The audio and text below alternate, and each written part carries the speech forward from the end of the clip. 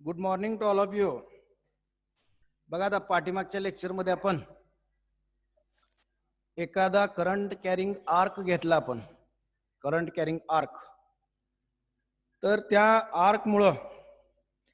त्या आर्कच्या करंटमुळं आर्कच्या सेंटरला magnetic induction किती असतं हे आपण कॅल्क्युलेट केलं. त्याचा एक फॉर्म्युला आपण कॅल्क्युलेट केला. B equal to μ0I upon twice pi r. R is the radius of that arc into theta. एवढं मॅग्नेटिक इंडक्शन आपण कॅल्क्युलेट केलं. आता हेच इक्वेशन आपण थोडंसं पुढे एक्सटेंड केलं. हेच त्या नुसत्या आर्क ऐवजी आपण टोटल एक सर्क्युलर लूप घेतला तर थीटाची किंमत 2π. म्हणजेच त्या टोटल सर्क्युलर लूपनं त्या सेंटरला सबस्टेंड केलेला अँगल किती 2π, म्हणजेच 360 डिग्री. इथं 2π टाकला आणि 4π पाहिजे इथं. आणि मग बी आपण कॅल्क्युलेट केला μ0I upon twice pi r, एवढा कॅल्क्युलेट केला. आणि मग अगदीच या सेंटरला 2π ट्वाइस आर, अगदी सेंटरला मॅग्नेटिक इंडक्शन एवढं असतं. आता समजा हेच अजून एक्सटेंड केलं आपण. समजा या सर्क्युलर कॉइल मध्ये आपण n नंबर ऑफ लूप टाकलेत. आपण एकच लूप घेतलंय.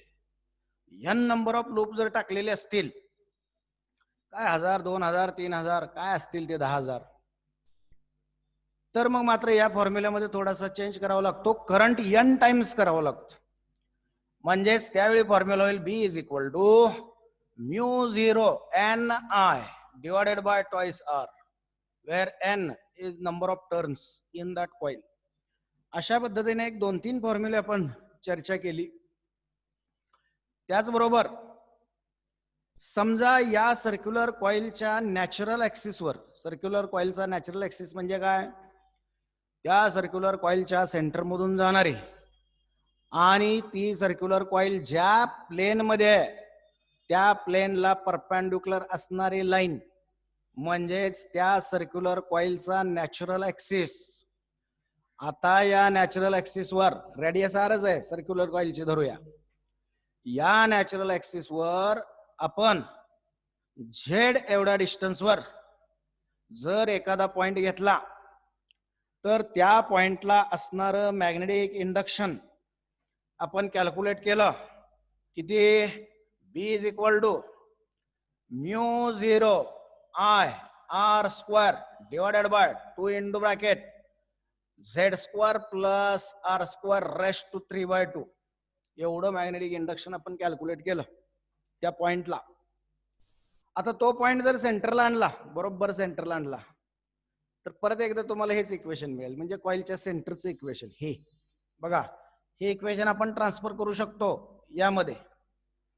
कधी, if and only if the distance of the point is negligible. म्हणजे तो पॉइंट आणून सेंटरलाच ठेवला. झेड वर घेतलेला पी पॉइंट आपण सेंटरलाच आणून ठेवला तर झेड टेन्स टू 0. अशा पद्धतीनं हे इक्वेशन परत याच्यामध्ये ट्रान्सफर होतं. त्यानंतर आज थोडंसं आपल्याला बघायचं आहे, अशी जर आपण करंट कॅरिंग कॉइल जर घेतली तर या करंट कॅरिंग कॉइलचं जे मॅग्नेटिक फील्ड तयार होतं ते फील्ड कशा स्वरूपाचं असतं, म्हणजेच त्यामध्ये असणाऱ्या मॅग्नेटिक लाईन्स ऑफ फोर्स, म्हणजे ज्या लाईन्सच्या अलॉंग हा मॅग्नेटिक फोर्स ऍक्ट होतो एखाद्या मॅग्नेटिक मटेरियलवर, त्या मॅग्नेटिक लाईन्स ऑफ फोर्स कशा स्वरूपाच्या असतात ही थोडीशी चर्चा करायची. आणि मग बघूया आपण आर्टिकल. आणि त्याचबरोबर त्याचे हे इक्वेशन काही इक्वेशन मध्ये आपल्याला ट्रान्सफर पण करायचं. बघा मग आपण बघतोय आर्टिकल पुढचा, मॅग्नेटिक फील्ड लाइन्स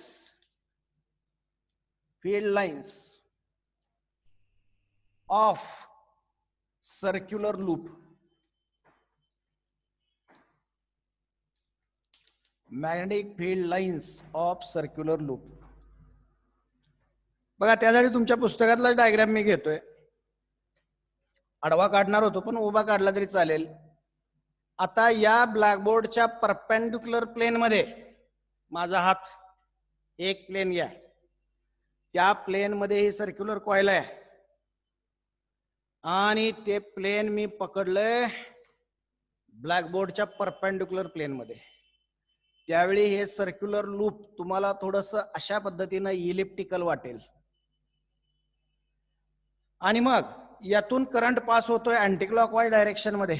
असं घेऊया, करंट I एवढा पास होतोय. आणि मग हा करंट पास झाला की याच्या भोवती जे मॅग्नेटिक फील्ड तयार होतं ते मॅग्नेटिक फील्ड ह्या कॉइलच्या डायपोलनं तयार केलेलं असतं, मॅग्नेटिक डायपोलनं. मग परवा तुम्हाला सांगितलं या लूप मधून जाणारा करंट, एका बांगडे आहे का, सर्कल सर्कल आहे का एखादं, परवा जी होती की परवा आणून ठेवली. तर त्या सर्क्युलर लूप मधून जाणारा करंट, त्या लूपला तुम्ही फेस करत असताना, म्हणजेच त्या लूपकडे तुम्ही बघत असताना तुम्हाला जर तो करंट अँटी क्लॉकवाईज दिसला, पाठीमागच्या लेक्चरला आपण केली चर्चेची, तर तो फेस त्या कॉइलचा एन पोल म्हणून काम करत असतो. त्याच वेळी तुम्ही पाठीमागून जाऊन दुसऱ्या फेसला जर तुम्ही फेस झाला, दुसऱ्या फेसला, त्या दुसऱ्या बाजूला जर तुम्ही फेस झाला, तर तोच करंट तुम्हाला क्लॉकवाईज गेलेला दिसतो. कसा गेलेला दिसतो? क्लॉकवाईज. आणि मग अशा पद्धतीनं आपण फेस करत असलेल्या त्या कॉइलची बाजू जर क्लॉकवाईज करंट पास करत असेल तर बघा ती डिस्क झाली. हो बरं असू दे. ही रिंग आहे असं समजा, हे बांगडे आहे असं समजा. मग या अगोदर या बाजूला ही कलर्ड बाजू आहे बघा, ही प्लेन बाजू आहे.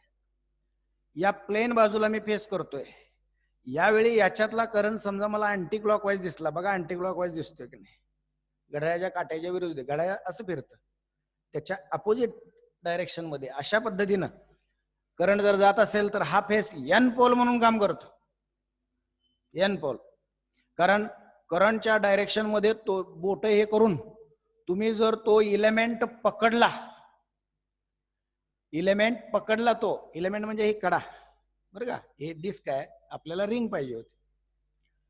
आणि मग अशा पद्धतीनं करंटच्या डायरेक्शन मध्ये राईट हँडचा थंब स्ट्रेच करून जर तुम्ही तो ग्रॅब केला इलेमेंट, तर बोट इकडून आत जात आहेत, म्हणजे इकडून बाहेर येणार आहेत.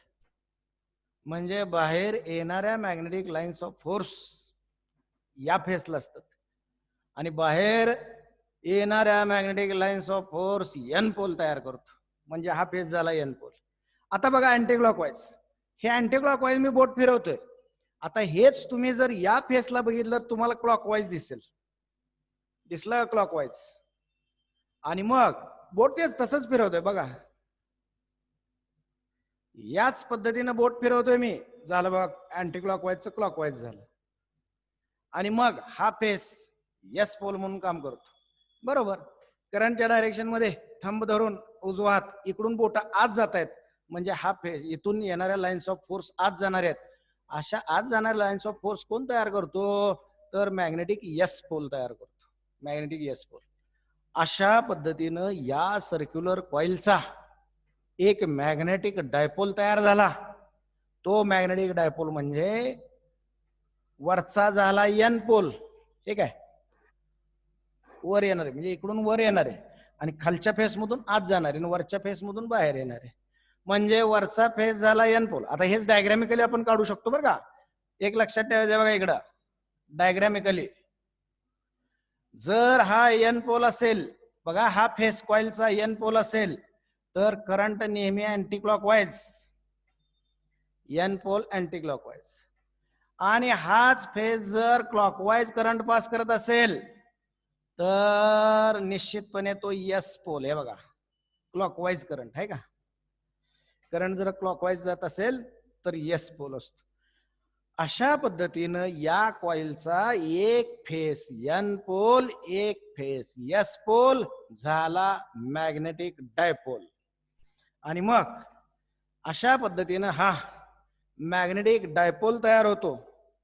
आणि हा मॅग्नेटिक डायपोल बघा मुळं असणाऱ्या मॅग्नेटिक लाईन्स ऑफ फोर्स खालून आत जाणाऱ्या त्यातल्या काही जुळलेल्या असतील अशा पद्धतीनं, काही बरं का, काही साईडच्या असतील त्या जुळलेल्या असतील या पद्धतीने, इकडून बाहेर येणाऱ्या आणि इकडून आत जाणाऱ्या अशा पद्धतीनं या मॅग्नेटिक लाईन्स ऑफ फोर्स, आणि काही न जुळलेल्या अशा पद्धतीनं त्यांचा जो कर्व आहे तो कर्व कमी कमी होत जातो. शेवटी त्या स्ट्रेट होतील सेंटरला, पुन्हा या बाजूला कर्व असतील. अशा पद्धतीनं खालून आत जाणाऱ्या आणि वरून बाहेर येणाऱ्या मॅग्नेटिक लाईन्स ऑफ फोर्स असतील. आणि हे जर तुम्ही प्रयोग करून बघायचं असेल तर तुम्ही प्रयोग करून बघू शकता. एक कागद घ्यायचा, नॉर्वे पेपर, त्याच्यावर आयर्न फिलिंग्स जरा स्प्रेड करायचे, म्हणजेच लोखंडाचा चुरा, आणि खाली बार मॅग्नेट ठेवायचा अगोदर, बार मॅग्नेट, आणि मॅग्नेटिक लाईन्स ऑफ फोर्स तुम्हाला लगेच दिसतील. म्हणजेच आयर्न फिलिंग स्वतःला त्या लाईनच्या अलॉंग अलाइन करतील आणि मग अशा पद्धतीचं स्ट्रक्चर दिसेल बार मॅग्नेट. आता बार मॅग्नेट काढायचा, परत आयर्न फिलिंग जरा पसरायच्या व्यवस्थित, आणि करंट कॅरिंग कॉइल खाली ठेवायची. अशाच स्वरूपाच्या मॅग्नेटिक लाईन्स ऑफ फोर्स तुम्हाला दिसतील. म्हणजे एखादं करंट कॅरिंग लूप घेतलं तर ते बार मॅग्नेट सारखं काम करतं. आणि मग आपण कंपॅरिझन पण केलं त्याचं. बार मॅग्नेट मॅग्नेटिक डायपोल जर समजा मी स्मॉल एम घेतली मॅग्नेटिक डायपोल, तर बार मॅग्नेटचे मॅग्नेटिक डायपोल मोमेंट म्हणजेच तो मॅग्नेट बाहेरच्या एखाद्या मॅग्नेटिक फील्ड मध्ये आपण जर फ्रीली सस्पेंड केला तर त्या ठिकाणी तो जो काही इफेक्ट दाखवतो, इफेक्ट म्हणजे बाहेरच्या मॅग्नेटिक फील्डचा टॉर्क त्याच्यावर ऍक्ट होतो, मग तो डिस्प्लेस होतो, हा जो इफेक्ट दाखवतो तो इफेक्ट म्हणजे त्याची डायपोल मोमेंट. आणि ती डायपोल मोमेंट कशा कशावर डिपेंड असते, तर त्या डायपोल मधल्या एका पोलची पोल स्ट्रेंथ ची मॅग्निट्यूड, मग त्याला मी म्हणतो पोल स्ट्रेंथला एम डॅश म्हणतो, एम डॅश, किंवा डायपोल मोमेंटला कॅपिटल एम म्हणूया आणि याला स्मॉल एम म्हणूया. पोल स्ट्रेंथ, पोल स्ट्रेंथ म्हणजे त्या मॅग्नेटिक पोलला एखादं light weight magnetic material attract करून घेण्याची त्याची ताकद, त्याला म्हणतो आपण पोल स्ट्रेंथ. आणि त्याचबरोबर त्या दोन मॅग्नेटिक डायपोल मधलं डिस्टन्स म्हणजेच त्याला म्हणूया एल. अशा पद्धतीनं pole strength into magnetic length, magnetic length म्हणजे पोल टू पोल डिस्टन्स बरं का, त्या मॅग्नेटची लेंथ नव्हे, मॅग्नेटच्या डायपोल मधलं डिस्टन्स, एस आणि एन पोल मधलं डिस्टन्स. आणि मग एम एल म्हणजेच डायपोल मोमेंट. आणि मग हीच डायपोल मोमेंट आपण जर सर्क्युलर करंट कॅरिंग कॉइल न तयार केली तर तुम्हाला हीच डायपोल मोमेंट आपण आणली किती, एन आय ए. ए म्हणजे त्या कॉइलचा एरिया, त्या कॉइलनं ऑक्युपाय केलेला हा एरिया, हे बघा. आय म्हणजे त्याच्या एका टर्न मधून जाणारा करंट, आणि एन म्हणजे नंबर ऑफ टर्न्स. असे टर्न्स किती आहेत त्या कॉइल मध्ये याची कॉपर वायरची. अशा पद्धतीनं हा इक्विव्हॅलन्स म्हणजेच current carrying loop is acts as a magnetic dipole, as a bar magnet. Bar magnet सारखं तो काम करतो. आणि मग आपण आता बघूया, मग ह्याच्या सेंटरला, बरोबर या करंट कॅरिंग कॉइलच्या सेंटरला, त्याला पी म्हणतो मी, या पी पॉइंटला मॅग्नेटिक इंडक्शन किती असतं, हेच इक्वेशन आपण इथं घेऊया आणि त्याच इक्वेशन वरून काढूया.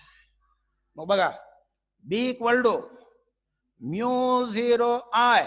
आता आय नाही म्हणणार मी, एन आय. या तिथं एक लूप घेऊन आपण कॅल्क्युलेट केलेलं होतं. इथं या लूप मध्ये एन एवढे टर्न्स आहेत असं समजू, म्हणजे करंट एन टाइम्स करायचं. N to R square divided by 2 into bracket z square plus r square raised to 3/2. मी घेतलं इक्वेशन. आता हे इक्वेशन कुठलं आहे? या लूपच्या या ऍक्सिसवर ही मॅग्नेटिक लाईन ऑफ फोर्स म्हणजे ऍक्सिस आहे बघा, हा सेंटर इथं आहे आणि मग सेंटर पी इथं आहे बघा. या ऍक्सिसवर मी जर सेंटर पासून झेड एवढ्या डिस्टन्सवर पॉइंट घेतला, इकडे घ्या नाही तर इकडे घ्या, तर त्या पॉइंटला असणार मॅग्नेटिक इंडक्शन आहे. आता मला पाहिजे सेंटरच मॅग्नेटिक इंडक्शन, म्हणजे तो झेड एवढ्या डिस्टन्सवर समजा घेतलेला पॉइंटच मी इथं आणून ठेवला, म्हणजे Z tends to zero. Z tends to zero हे फक्त ऍडिशन आणि सबस्ट्रॅक्शन साठी वापरायचं. झेड टेन्स टू झिरो याचा अर्थ झेड निग्लिजिबल, म्हणजे ऍडिशन सबस्ट्रॅक्शन मध्ये त्याचा कुठलाही पार्ट इफेक्टिव्ह नाही. मल्टिप्लिकेशन डिव्हिजन मध्ये मात्र इफेक्टिव्ह बरं का, हे लक्षात ठेवायचं. नाहीतर मल्टिप्लिकेशनला पण झेड इक्वल टू झिरो टाकाल, असं नाहीच यात, पण असलं तर झेड इक्वल टू झिरो टाकाल आणि सगळंच झिरो करून टाकाल. तर फक्त ऍडिशन सबस्ट्रॅक्शन साठी हा रूल आहे बरं का. झेड टेन्स टू झिरो, मग टाकला झेड झिरो. बघा इथं काय झालं, R square raise to 3/2. R square plus zero म्हणजे आर स्क्वेअरच. आर स्क्वेअर रेस टू 3/2, 2 ला 2 गेला म्हणजे आर क्यूब. म्हणजे आपल्याला बी मिळाला, B is equal to mu zero N I into R square divided by twice R cube. यातला हा आर स्क्वेअर ला गेला, एक आर राहिला, आणि मग आपल्याला मिळालं मॅग्नेटिक इंडक्शन किती, B equal to mu zero N I upon twice R. बघा हे आपण कॅल्क्युलेट केलंय, ते काय लिहिलंय तिथं कोपऱ्यात, त्या अगोदरच्या आर्टिकल मध्ये कॅल्क्युलेट केलंय आपण. आता अजून एक पार्ट यामध्ये बघायचं. हे मी काय केलं, त्या ऍक्सिस वरचा पॉइंट सेंटरला, म्हणजे त्या कॉइलच्या सेंटरचा विचार मी करतोय. आता समजा मी तो पॉइंट इतक्या लॉंग डिस्टन्स वर घेतला, हा पॉइंट इतक्या लॉंग डिस्टन्स वर घेतला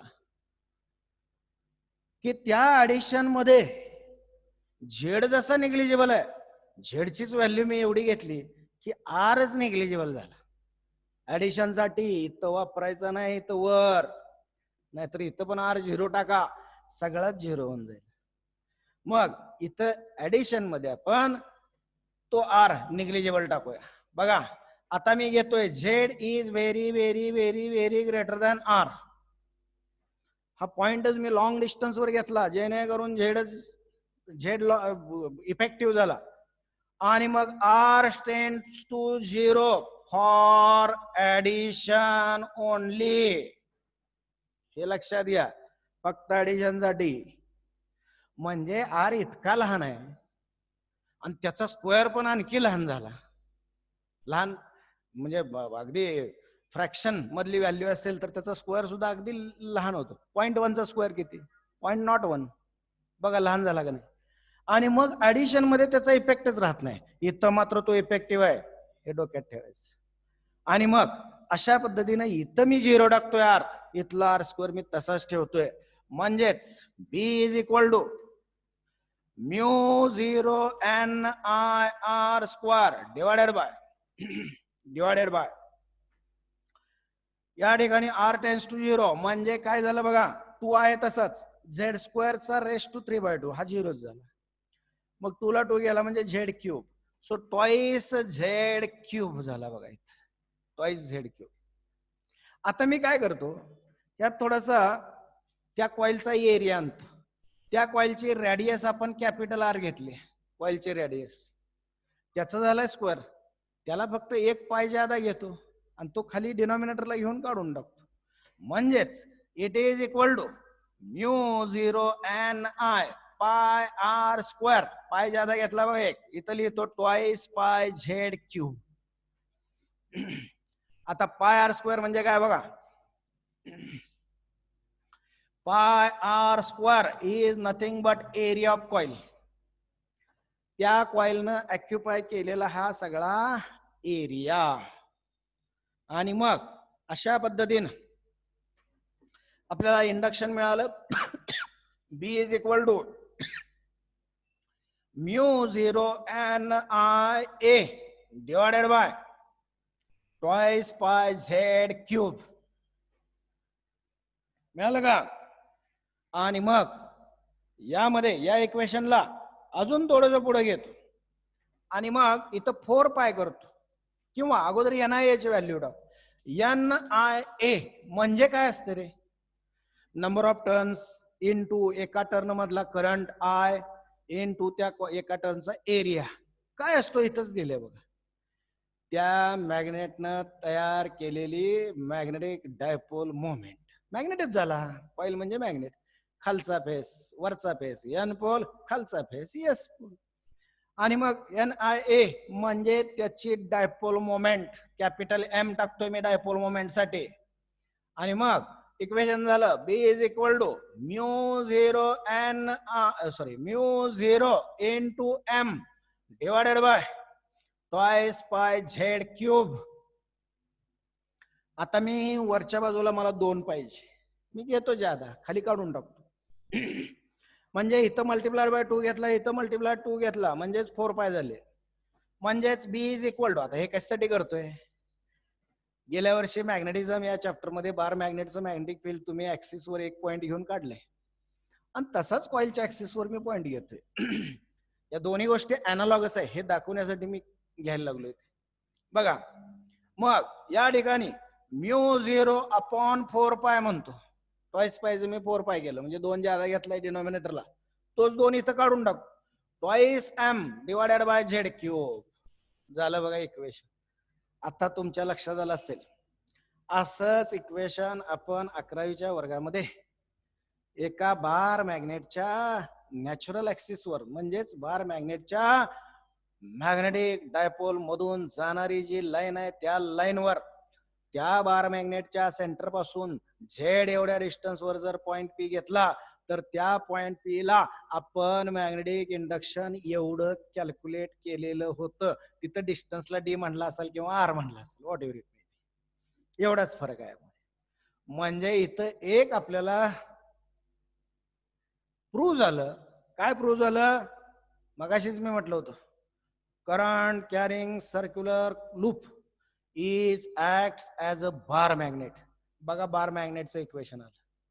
फक्त यामध्ये एकच फरक, बार मॅग्नेट असेल तर डायपोल मोमेंट ही वरची घ्यायची, pole strength into magnetic length, आणि जर ती सर्क्युलर कॉइल असेल तर डायपोल मोमेंट M अशी घ्यायची, NIA.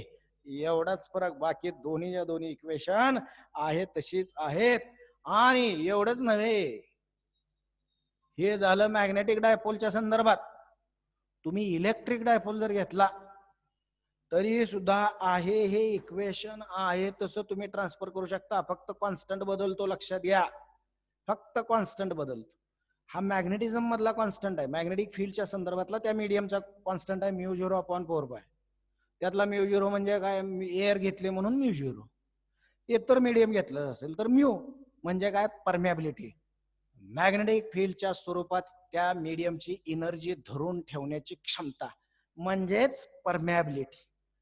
आणि 1/4 पाय म्हणजे काय? एका दिशेनं, सगळी बाजूला मीडियम आहे, आपण एका डायरेक्शन मध्ये विचार करतोय, सगळ्या डायरेक्शन 4 पाय, एक डायरेक्शन 1/4 पाय, म्हणून μ0/4 पाय.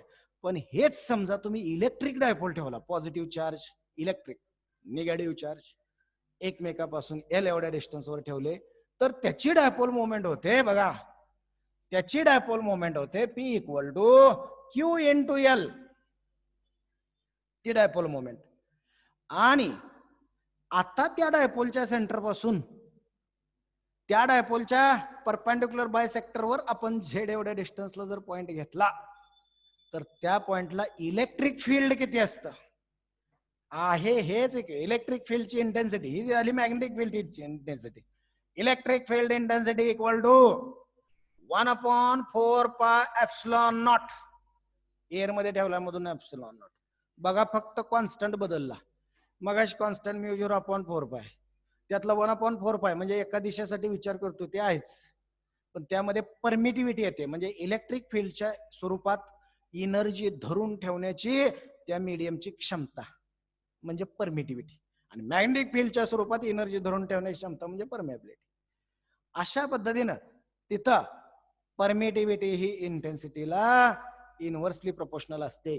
इथं परमॅबिलिटी या मॅग्नेटिक फील्ड इंटेन्सिटीला डायरेक्टली प्रोपोर्शनल असते, तिथे इनव्हर्सली प्रोपोर्शनल असते, हे आपण बघितलंय. आणि मग येतं काय इथं, तर twice P upon Z cube, फक्त इलेक्ट्रिक डायपोल मोमेंट येते. आणि मग या ठिकाणी हे आपण म्हणजे अनालॉजी बघितली मॅग्नेटिक फील्डची आणि इलेक्ट्रिक फील्डची. आता यामध्ये डायरेक्शनचा विचार करूया. आता डायरेक्शन जर घेतली, बघा ज्या डायरेक्शन मध्ये करंट जातोय त्या डायरेक्शन, लूपच्या डायरेक्शन मध्ये मी बोट धरली तर थंब इंडिकेट काय करतोय, तर मॅग्नेटिक फील्डची डायरेक्शन, मॅग्नेटिक लाईन्स ऑफ फोर्सची डायरेक्शन तो एक्झिबिट करतो. म्हणजे आणि डायपोल मोमेंट पण कुठं आहे बघा, वरचा फेस एन पोल, बघा हा वरचा फेस एन पोल, खालचा फेस एस पोल. मग एस टू एन ही मॅग्नेटिक डायपोल मोमेंटची डायरेक्शन आहे आणि त्याच डायरेक्शन मध्ये मॅग्नेटिक फील्ड आहे. म्हणजेच थोडक्यात तुम्हाला डायरेक्शन सहित हे व्यक्त करायचं असेल तर बाकी म्यू 0/4 हे झेड डिस्टन्सच आहे. मग घ्यायचं काय, तर dipole moment mu 0/4 into twice M bar divided by Z cube, direction सहित. म्हणजेच थोडक्यात direction of the magnetic field induction is same as a direction of magnetic dipole moment. ती डायपोल मोमेंटच मॅग्नेटिक फील्डला प्रोड्यूस करत असते, म्हणून त्या दोघांची डायरेक्शन कशी असते, सेम असते. अशा पद्धतीनं आपण थोडीशी चर्चा केली कशाची, मॅग्नेटिक फील्ड लाईन्स किंवा magnetic lines of force of circular loop.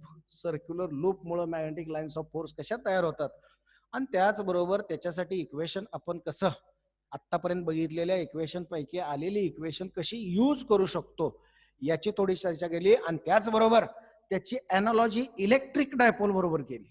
त्याची अॅनालॉजी इलेक्ट्रोस्टॅटिक मध्ये आपल्याला ते प्रूव्ह करायचं आहे बरं का, बघायचं आहे. अशा पद्धतीनं हे एक आर्टिकल आपण बघितलं. बघा समजलं का, पुसतोय आता थोडस पुढे जाऊया आपण.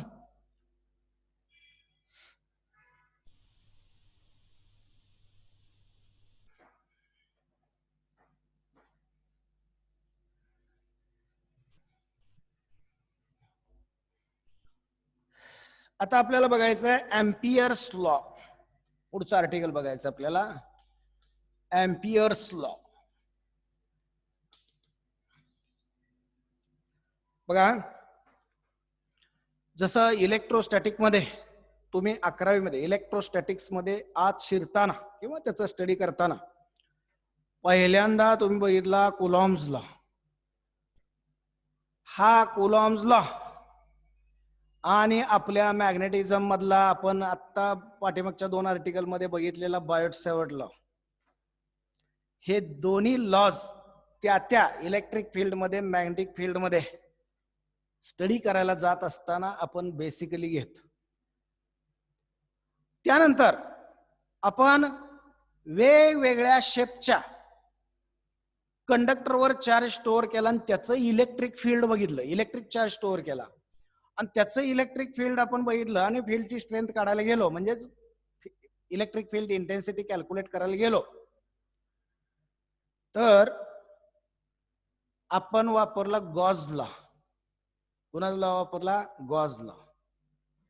तसं मॅग्नेटिक फील्ड मध्ये वेगवेगळ्या शेपचे कंडक्टर घेऊन जर तुम्ही मॅग्नेटिक फील्डची स्ट्रेंथ काढायला गेला, तयार झालेल्या मॅग्नेटिक फील्डची, तर आपल्याला लागतो एम्पियर्स लॉ. अँद्रे एम्पियर त्याचा लॉ लागतो. म्हणजे Gauss law in electrostatic is analogous to Ampere's law in magnetism. Coulomb's law in electrostatic is analogous to Biot Savart law किंवा लॅपलासेस लॉ, त्याला दुसरं नाव दिलं, इन मॅग्नेटिझम. अशा पद्धतीनं असा एक मॅग्नेटिझम मध्ये लॉ. कशासाठी, तर एखाद्या कंडक्टर मधून, मग तो कंडक्टर स्ट्रेट घेतला का सर्क्युलर घेतला का सोलेनॉइड घेतला, सोलेनॉइड मधून जाणारा घेतला म्हणजे स्प्रिंग मधून, का त्याचा टॉरॉइड तयार केला आणि त्यातून करंट पास केला. टॉरॉइड सांगतो मी तुम्हाला, अशा वेगवेगळ्या शेपच्या कंडक्टर मधून जर तुम्ही करंट पास केला, सिमेट्रिक बरं का, पण सिमेट्रिक शेपच्या, तर त्यांनी तयार केलेलं फील्ड कुठं किती असतं हे कॅल्क्युलेट करण्यासाठी हा अँपियर्स लॉ. कुठला? अँपियर्स लॉ. आता अगोदर ते कॅल्क्युलेट कसं करायचं नंतर बघू. अगोदर अँपियर लॉ घेऊ आणि त्याला प्रूव्ह करूया. अगोदर लॉ काय आहे बघा. समजा या ठिकाणी एक कंडक्टर आहे आणि तो मी ब्लॅकबोर्डच्या परपेंडिक्युलर प्लेन मध्ये, हा बघा कंडक्टर, हा कडू म्हणजे कंडक्टर, हा ब्लॅकबोर्डच्या परपेंडिक्युलर प्लेन मध्ये मी धरलाय आणि हा तुमच्या दिशेनं करंट कॅरी करतोय. काय करतोय? तुमच्या डायरेक्शन मध्ये करंट कॅरी करतोय. मग मी ते दाखवणार सर्कल काढून डॉटनं, जरा खाली घेतो, सर्कल काढून डॉटनं दाखवणार. हे बघा, आणि किती करंट कॅरी करतोय? आय एवढा करंट कॅरी करतोय, हे लक्षात घ्या. आय एवढा करंट हा कंडक्टर तुमच्या दिशेनं कॅरी करतोय. मग त्याच्या भोवती सर्क्युलर स्वरूपाचं मॅग्नेटिक फील्ड तयार होईल आणि मग या मॅग्नेटिक फील्ड मध्ये एखादं एनी शेपचं तुम्ही जर लूप घेतलं, लूप, लक्षात घ्या, एनी शेपचं, त्याला काय कुठला शेप घ्यायचा नाही असं नाही, क्लोज्ड लूप घ्यायचा आहे बरं का, क्लोज्ड लूप. अशा पद्धतीने एक लूप घेतलं. आता या लूपवर एखाद्या पॉइंटला, समजा इथं पॉइंट घेतला मी, पी पॉइंट घेतला चर्चेला, लूप वरचा पॉइंट घेतोय मी, क्लोज्ड पाथ घेतलं, पाथ म्हणा वाटल्यास, आणि या पाथवर मी पी पॉइंट घेतलाय. आता या पी पॉइंटला असणार मॅग्नेटिक फील्डचे डायरेक्शन सहित मॅग्निट्यूड बी आहे असं समजा, आणि मग डायरेक्शन मी घेतली तर मला राईट हँड रूल वापरला पाहिजे. इथं मी आता हा कंडक्टर ग्रॅब करतोय, हे बघा हा कंडक्टर, हा करंट कॅरिंग कंडक्टर मी आता ग्रॅब करायला लागलोय. स्ट्रेचड थांब in the direction of current, अशा पद्धतीने ग्रॅब करतोय. पण ग्रॅब करताना माझी बोट पी पॉइंट कडे पाहिजे, खाली तिरका असा पी पॉइंट, म्हणून तिरकी धरतो. त्या ठिकाणचं मॅग्नेटिक फील्ड बघा, बोट कशी होत, या डायरेक्शन मध्ये बोट माझी वळायला लागलेत. हे बघा, या डायरेक्शन मध्ये बी आहे, या डायरेक्शन मध्ये मॅग्नेटिक फील्डची डायरेक्शन आहे. आणि या लूपचा मी एखादा जर इलेमेंट घेतला इथला, हे बघा, हे बघा, एवढा इलेमेंट घेतला, किती? डीएल एवढ्या लेंथचा इलेमेंट घेतला, इलेमेंट तुकडा त्या लूपचा मी जर घेतला, तर त्याचा त्या लूपला length is scalar quantity, but loop length is vector quantity, किंवा element, loop element is vector quantity. तर तो आहे या डायरेक्शन मध्ये, बघा डीएल आहे या डायरेक्शन मध्ये, आणि मग या दोघांच्या मध्ये अँगल आहे समजा थीटा, या दोघांच्या मध्ये अँगल थीटा आहे. तर या ठिकाणी या पॉइंटला हा मॅग्नेटिक फील्ड स्ट्रेंथ बी आणि हा इलेमेंट डीएल यांचा डॉट प्रोडक्ट मी घेतला. यांचा कसला प्रोडक्ट घेतला? डॉट प्रोडक्ट घेतला. म्हणजेच बी डीएल कॉस थिटा, थोडक्यात असं रे, बी डीएल कॉस थिटा, त्याला काय डायरेक्शन नाही, डॉट प्रोडक्ट आहे. डॉट प्रोडक्ट हा स्केलर असतो. अशा पद्धतीने मी त्या ठिकाणी मॅग्नेटिक इंडक्शन घेतलं with respect to element, with respect to element. म्हणजे बीलचा परपेंडिक्युलर काढून बीचा कंपोनंट घेतला डीएलच्या अलॉंग, बीचा कंपोनंट घेतला डीएलच्या अलॉंग, म्हणजे सगळा बी नाही घेतला, बीचा कंपोनंट घेतला फक्त, आणि राहिलेला परपेंडिक्युलर कंपोनंट बीचा सोडून दिला. तो इफेक्टिव्ह नाही, माझ्या पाचच्या दृष्टिकोनातून तो इफेक्टिव्ह नाही, तो सोडून दिला. म्हणजे फक्त कॉस कंपोनंट बीचा याच्यावरचा कंपोनंट डीएलच्या अलॉंगचा कंपोनंट फक्त मी घेतला. आता नुसतं आणि टाकला माझ्या पिशवीमध्ये.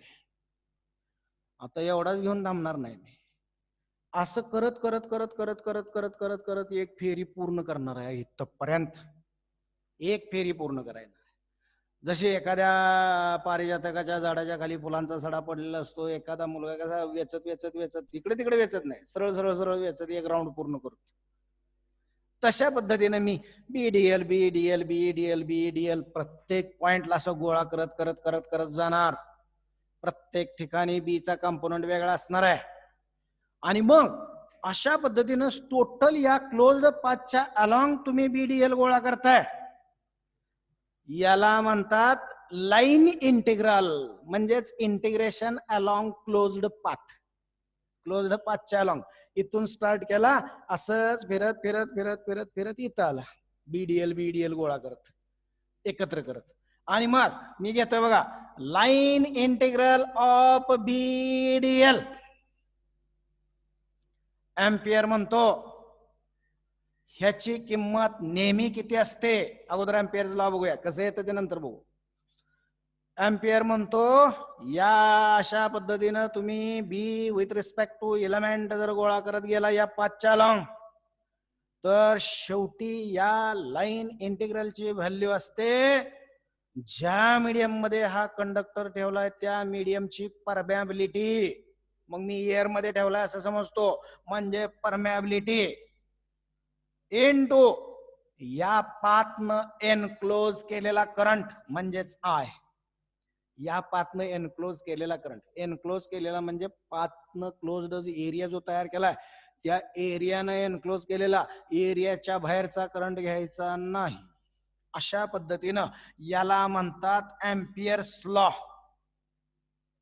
आता एम्पियर्स लॉचं मी स्टेटमेंट सांगतोय, तुमच्या पुस्तकामध्ये ते स्टेटमेंट नाही हे लक्षात घ्या. नवीन पुस्तकामध्ये स्टेटमेंट दिलेलंच नाही. काय बघा एम्पियरचा लॉ काय सांगतो, हेच वाचतोय मी इंग्लिश लँग्वेज मध्ये. हे मॅथमॅटिकल लँग्वेज मध्ये लॉ आहे, तोच मी इंग्लिश लँग्वेज मध्ये सांगतोय. The line integral of magnetic induction along a closed path is always equal to the permeability of the medium in which conductor is kept times the current enclosed by the area of that path. Area behave by that path. Current enclosed by area behave by that path. त्या पाथनं तयार केलेल्या area मध्ये असणारा current. लक्षात आलं का statement? परत एकदा सांगतोय. Line integral of magnetic induction along a closed path is equal to, शब्दातलेच is equal to the permeability of the medium times current enclosed by that area behave by that closed path. Area behave by that closed path. It is Ampere's law. यालाच म्हणायचं एम्पियरचा law. आता amperes लॉची दुसरी बाजू बघा. समजा या ठिकाणी भरपूर करंट आहेत, करंट कॅरिंग कंडक्टर भरपूर ठेवलेत. बघा हा कंडक्टर एकच ठेवलाय तुम्ही, बरं ठीक आहे, आता भरपूर घेऊया. हा I1 एवढा करंट तुमच्या दिशेनं, इथे एक कंडक्टर ठेवलाय I2 एवढा करंट तुमच्या दिशेनं. हे बघा इथे एक कंडक्टर ठेवलाय I3 एवढा करंट तुमच्या विरुद्ध दिशेनं, म्हणजे आतल्या दिशेने. आता हा चॉक मी असा धरला, असा धरतो, आतल्या डायरेक्शन मध्ये करंट जातो. इथे एक कंडक्टर आहे I4 एवढा करंट तुमच्या दिशेनं,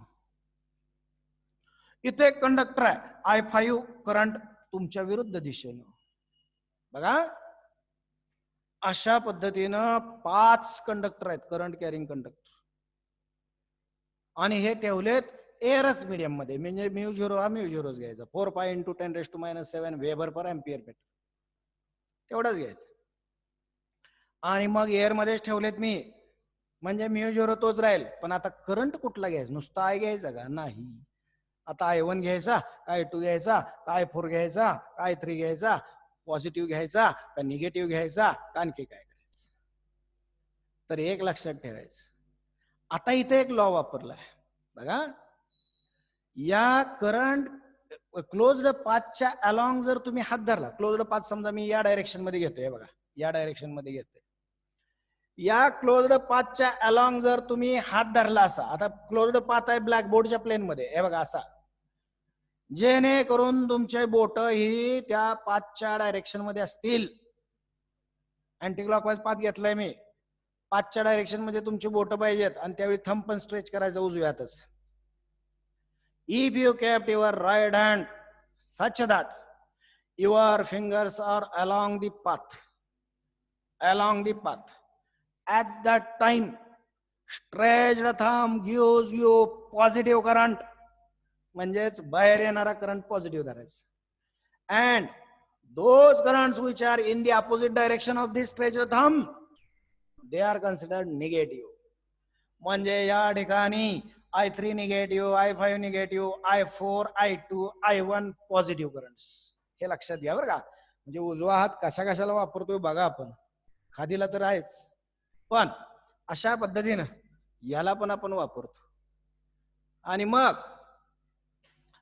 आता घ्यायचे कुठले करंट, आता या लूपसाठी याला एम्पियर इन लूप म्हणतात बरं का. एम्पियर इन लूप म्हणजे एम्पियरच्या लॉसाठी घेतलेलं लूप. आता करंट कुठले घ्यायचे, म्हणजेच थोडक्यात या पाथनं जर तुम्ही मॅग्नेटिक इंडक्शन गोळा करत गेला, BDL line integral of BDL is equal to μ0, air मध्येच ठेवलेत सगळे कंडक्टर, म्हणजे एअर मीडियम मध्येच मॅग्नेटिक फील्ड त्यांनी तयार केले. आता घ्यायचे कुठले करंट आणि कसे घ्यायचे, तर लक्षात ठेवायचं या क्लोज पाथनं बिहेव केलेल्या एरिया मधलाच करंट घ्यायचा. म्हणजे I1, I2, I3 तीनच करंट घ्यायचे. I4 आणि I5 या करंटचा काडीचाही संबंध नाही. आता जर तुम्ही लूप असं घेतलं असतं तर सगळे, म्हणजे लूप न एनक्लोज केलेलं करंट तीनच आहेत, हे एनक्लोज केलेले नाहीत. म्हणजे I4 and I5 they are excluded, ते काढून टाकायचे. I4, I5 चा काडीचाही संबंध नाही. मग आता बघा, line integral of BDL is equal to μ0 into, आता करंट घ्यायचा आहे बरं का. आता कुठले कुठले करंट घ्यायचे बघा, लिहिले वर मी ते, तिथंच लिहूया कुठले कुठले करंट घ्यायचे. I1, I2 आणि I3, पण आपल्या लॉ नुसार थंबच्या डायरेक्शन मध्ये आहेत I1 आणि I2, म्हणजे ते पॉझिटिव्ह, म्हणजे I1 प्लस I2, आणि थंबच्या अपोजिट डायरेक्शन मध्ये I3, तो निगेटिव्ह, म्हणजे मायनस I3. एवढा इफेक्टिव्ह करंट घेतला तर तुम्हाला मॅग्नेटिक इंडक्शन मिळेल या पाथवरच, हे लक्षात ठेवायचं. अशा पद्धतीनं एम्पियरियन लूपनं एनक्लोज केलेला करंट फक्त कन्सिडर करायचा आहे. काय झालं, टाइम संपला, कन्सिडर करायचा आहे, बाकीचा करंट आपण घ्यायचा नाही. आता याचं प्रूफ बघूया. आता प्रूफ आता बघायला लागलोय आपण. प्रूफ बघायचं, त्यासाठी मला एक अगोदर सांगायचं तुम्ही. आता हे प्रूफ साठी मी काय करतो, ते बाकीचे काढून टाकतो बरं का, बाकीचे काढून टाकतोय, नाहीतर इथं दुसरं लूप घेतो. एकच करंट कॅरिंग कंडक्टर आहे, तुमच्या डायरेक्शन मध्ये करंट पास करतोय, त्याच्या भोवती लूप काही किंवा असं करतो. आता करंट घेतो मी, करंट कॅरिंग कंडक्टर घेतो ब्लॅकबोर्डच्या प्लेन मध्ये, म्हणजे क्लोज्ड लूप घेतो परपेंडिक्युलर प्लेन मध्ये. मग अशी उलट केलं होतं, करंट घेतला होता परपेंडिक्युलर डायरेक्शन मध्ये आणि लूप मी घेतलं होतं ब्लॅकबोर्ड प्लेन मध्ये. मी आता उलट करतो जरा. मग करंट कॅरिंग कंडक्टर एक स्ट्रेट कंडक्टर आहे बघा, हा एक स्ट्रेट कंडक्टर घेतला आणि यातला करंट I वरच्या डायरेक्शन मध्ये पास होतोय. आता याच्या भोवती घेताना मी लूप घेणार आहे परफेक्ट सर्क्युलर स्वरूपाचं लूप घेणार आहे बघा. अशा पद्धतीने हे लूप मी घेतलं अँटी क्लॉकवाईज डायरेक्शन मध्ये. अशा पद्धतीने लूप घेतलं मी. आता या लूपच्या या पॉइंटला मी विचार करतो, पी पॉइंटला. समजा या लूपचा रेडियस R एवढा आहे, कॅपिटल R एवढा रेडियस आहे त्याचा. अशा पद्धतीने मी लूप घेतलाय. आता बघा, इथे एक इलेमेंट घेतला छोटासा, DL एवढ्या लेंथचा इलेमेंट घेतलाय बघा या ठिकाणी. आता मी माझ्या राईट हँडनं करंट कॅरिंग कंडक्टरला करंटच्या डायरेक्शन मध्ये थंब स्ट्रेच करून ग्रॅब केला त्या पॉइंटच्या दिशेनं. तर मॅग्नेटिक फील्ड आहे आत जाणार. थोडस तिरकं दाखवतो बघा. आणि डीएल पण आहे त्याच दिशेनं बघा. डीएल पण बी आणि डीएल एकाच डायरेक्शन मध्ये आहेत. मग आता मी कॅल्क्युलेट करतो बघा. एम्पियरच्या म्हणण्यानुसार line integral of B DL म्हणजेच B DL cos theta. B DL cos theta. Theta म्हणजे अँगल बिटवीन, मगाशी घेतलंय बघा. Theta is angle between the magnetic direction of the magnetic field induction and direction of the element. आता या circular लूपचा, आपलं circular loop 5चा मी तो छोटासा एलिमेंट घेतला, तो टँजंट असेल त्या सर्कलला आणि मॅग्नेटिक फील्ड पण त्याच दिशेने आहे, म्हणजे theta 0. Theta is equal to 0 cos 0 1. म्हणजेच line integral of B DL is equal to B into DL. एवढं झालं बघा. B into DL, sorry integration घ्यायला पाहिजे बरं का, लाईन इंटिग्रल. मग हे लाईन इंटिग्रल बी डीएल एवढं झालं बघा. आता मला सांगा, मी सिमेट्रिक पाथ घेतलाय, मग तो त्या कंडक्टर पासून कुठलाही पॉइंट घेतला त्या पाथवरचा तर तो आर एवढ्या डिस्टन्सवरच आहे, सिमेट्रिक आहे. म्हणजे बी सगळीकडे कॉन्स्टंट आहे. आणि मग बी जर कॉन्स्टंट असेल तर त्याला लाईन इंटिग्रल मध्ये कशाला ठेवलंय, त्याला काढतो बाहेर. म्हणजेच line integral B DL is equal to B into line integral DL. आता हे लाईन इंटिग्रल डीएल काढूया, करा इंटिग्रेशन. असे इलेमेंट असे ठेवत जातो, Diehl Diehl Diehl Diehl Diehl Diehl Diehl Diehl असे मी इलेमेंट इथपर्यंत ठेवत येतो. पहिल्या घेतलेल्या इलेमेंट पासून स्टार्ट केला, डीएल डीएल इलेमेंट ठेवत ठेवत ठेवत गेलो. काय तयार झालं, सर्कल. म्हणजे एकूण लेंथ किती, लाईन इंटिग्रल मला घेतलं पाहिजे इथून ते इथपर्यंत. याचा अर्थ असा झाला की तुमचा लाईन इंटिग्रल म्हणजे झाला या सर्कलचा सर्कम्फरन्स. मग किती circumference, it is equal to 2 pi R. झाला सर्कम्फरन्स 2 पाय आर. टाकतो व्हॅल्यू यामध्ये. So line integral B DL is equal to B into twice pi R. बर बी तुम्हाला माहित आहे, एखाद्या स्ट्रेट कंडक्टर पासून आर एवढ्या परपेंडिक्युलर डिस्टन्सवर एखादा पॉइंट जर आपण घेतला तर त्या ठिकाणी हा स्ट्रेट करंट कॅरिंग कंडक्टर किती मॅग्नेटिक फील्ड तयार करतो हे आपण मागच्या आर्टिकल मध्ये तयार करून ठेवलंय. टाकूया बी ची व्हॅल्यू किती आहे सांगा मला. B equal to magnetic induction at a perpendicular distance r from the straight conductor. किती असतं तर म्यू 0 इंटू आय, एअर मध्ये ठेवला म्हणून mu 0 I divided by twice pi R. Calculate करून ठेवले आणि मग टाकतो ही व्हॅल्यू आपण इथं. टाकूया line integral of B DL is equal to mu 0 I upon twice pi R into twice pi R. 2 pi R gets cancel. राहिलं काय, line integral of B DL is equal to mu 0 I. बघा झाला proof, Ampere's law. हे बघा घेतलं ते, झाला का proof Ampere's law.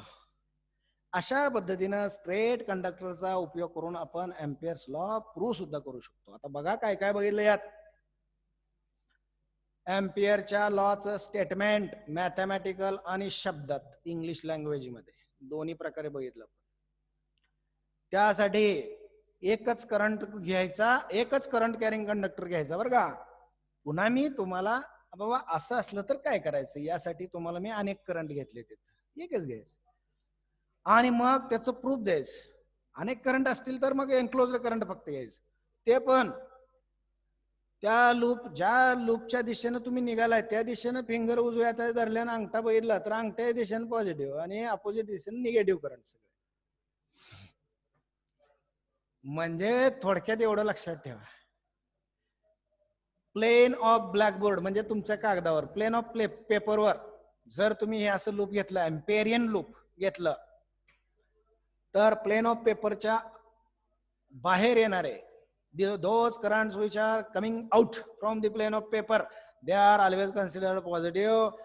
Those currents which are going in that plane of paper, they are considered negative. And only consider that currents which are enclosed by your path. Path घेतला इकडे, इकडचे current त्यात घेऊन बसलाय, पाथच्या बाहेरचे करंट अजिबात घ्यायचे नाहीत, त्याचं कुठलेही इफेक्टिव्ह नसतं, हे लक्षात घ्या. आणि मग असे अनेक करंट असतील तर काय करायचं, आणि मग स्ट्रेट कंडक्टर आपण जे मॅग्नेटिक फील्ड काढून ठेवलंय त्याचा उपयोग करून प्रूफ द्यायचं. आता ह्याच्या ऍप्लिकेशन बघितलं तर पहिलं ऍप्लिकेशन स्ट्रेट कंडक्टर मुळे मॅग्नेटिक इंडक्शन किती असतं हेच बघा पहिलं ऍप्लिकेशन एम्पियरच्या लॉचं पहिलं ऍप्लिकेशन मी घेतोय. आता एम्पियरचा लॉ पुसतोय बरं का बाळांनो.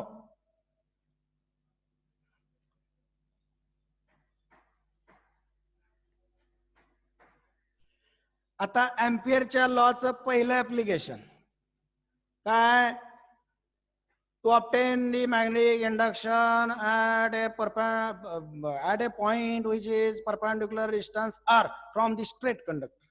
स्ट्रेट कंडक्टर पासून r एवढ्या परपेंडिक्युलर डिस्टन्स वर मी जर पॉइंट घेतला p, आता हे काय लूप घेत नाही, हे बघा हे लूप घेत नाही किंवा लूप घेतला समजा, या p पॉइंटला मॅग्नेटिक इंडक्शन किती असतं b, ते मी कॅल्क्युलेट करायला निघालो.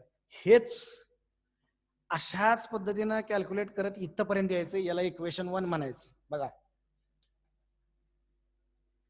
म्हणजे त्या पॉइंटच्या अबाउट क्लोज्ड पाथ घेतला मी सिमेट्रिक, मग सिमेट्रिक आहे सर्कल, मग सर्कलचा थोडासा तुकडा म्हणजे टँजंटच झाला, त्याच्याच along magnetic field according to right hand rule. मग बी आणि डीएल एकाच डायरेक्शन मध्ये म्हणजे थिटा 0, म्हणजेच बी डीएल घेतला, त्यातला बी कॉन्स्टंट काढला बाहेर, डीएल ची व्हॅल्यू टाकली, डीएल करत गेलो इंटिग्रेशन, 2πr सर्कम्फरन्स आला, इथपर्यंत यायचं. आता बी ची व्हॅल्यू नाही टाकायची. आता एम्पियरच्या म्हणण्यानुसार, आता एम्पियरच्या लॉचं प्रूफ बघत नाही आपण, ऍप्लिकेशन बघतोय, म्हणजे बी काढायला निघालो, एवढं झालं पाहिजे, बी एवढा झाला पाहिजे. ठीक आहे, बघूया. आणि मग अकॉर्डिंग टू, आता इथं म्हणायचं according to Ampere's law. Sir तास झाला काय, 1 तास झाला असेल ना. हा, मग आता अकॉर्डिंग टू एम्पियर्स लॉ मी इथं लिहिणार, according to Ampere's law line integral of B DL is equal to, air मध्ये ठेवलाय मी स्ट्रेट कंडक्टर म्हणजे म्यू 0, आणि त्या एनक्लोज पाथनं त्या कंडक्टरला एनक्लोज केलंय, त्यातून जाणारा करंट आहे म्हणजे एनक्लोज करंट आहे म्हणजे म्यू 0 आहे. According to Ampere's law it is mu 0 आहे. इक्वेशन 2 बघा, एकदा लाईन इंटिग्रल मी with respect to DL, magnetic इंडक्शनचं line integral with respect to DL एकदा कॅल्क्युलेट केलं इथल्या सिच्युएशन वरून, आणि एकदा आता एम्पियरच्या म्हणण्याप्रमाणे घेतो म्यू 0 आहे. टाकूया इक्वेशन 1 आणि इक्वेशन 2 करूया इक्वेट, म्हणजेच बी equal to twice pi B into twice pi R equal to mu 0 आहे, आणि मग B is equal to mu 0 I upon twice pi R. आलं बघा मॅग्नेटिक इंडक्शन स्ट्रेट कंडक्टर्स, हे आपण मगाशी घेतलं होतं एम्पियरच्या प्रूफसाठी. आता ऍप्लिकेशन म्हणून घेतोय, म्हणजे असं विचारू शकतील बघा, तुमच्या पुस्तकात ऍप्लिकेशन म्हणून दिलेलं नाही, फक्त प्रूफ साठी घेतलंय, पण ऍप्लिकेशन म्हणून दिलं की तेवढाच बदल करायचा.